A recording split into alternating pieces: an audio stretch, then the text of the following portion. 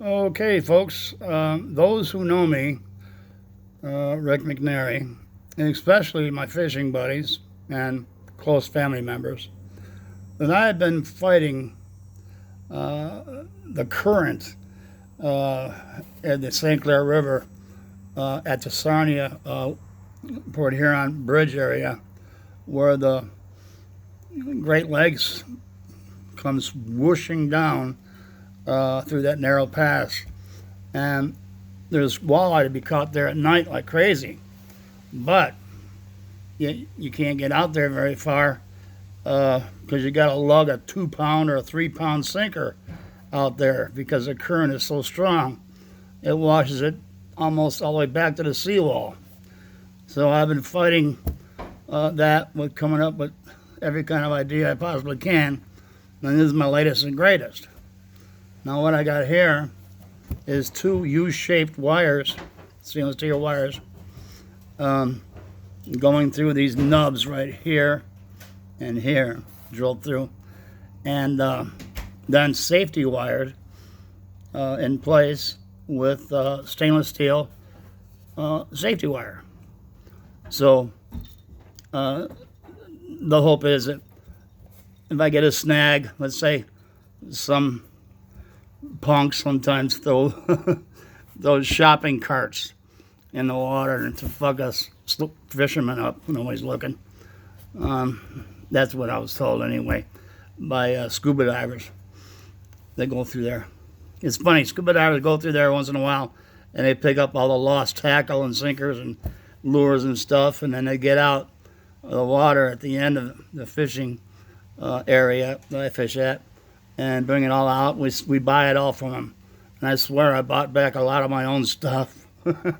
But they only, charge me $1 for a sinker. Where these are, I don't know, I think they're almost $5 now. Anyway, so yeah, the wire, I got the safety wire on there with the hopes of not breaking off the soft lead nubs that I got drilled through. And the wire, these wire pokers or things here, it's a little bit higher tensile strength than a hanger, clothes hanger, but not really soft. But the point is, if I get snagged on something like a rock or a shopping cart, I'll either pull the shopping cart in or the wire will bend and I can bend it back when I reel it in. Of course, I'm casting out 100-pound test Kevlar line. So that'll give me some pull leverage too. Yeah, it's that it's that violent. If you fell in the water, somebody'd have to jump in a car and drive 10 miles down the road to pick you up. That's how fast it is. But at any rate, so the idea is, when this is casted out, I cast it upriver about 45-degree angle, and you really can't cast it. You got to lob it in because it's so heavy. That the idea is that it pulls in this direction because of the current, and I'm hoping that these spikes or anchors, what you want to call these wires here, will dig into the hard clay that's down there. And I'm hoping to be hard clay and not steel or something.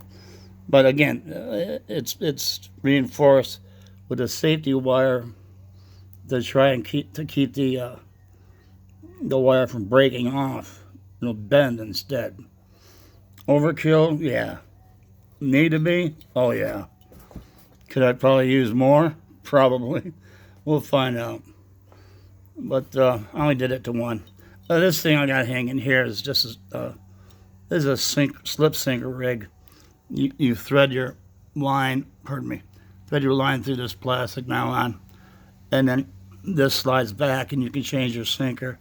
And that way when a fish bites, he doesn't feel the weight of the sinker and give him time to swallow it.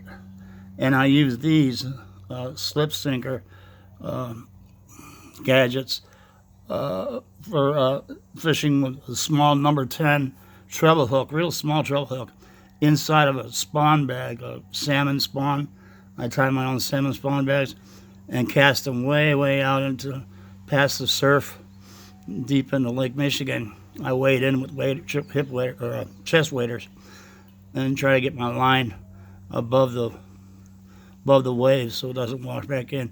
But the fish that's really sensitive to feeling resistance, if this was a sinker that was connected to the line, it's a steelhead, the rainbow trout. So that's what I'm after, and because they're following the salmon in, sucking up their eggs.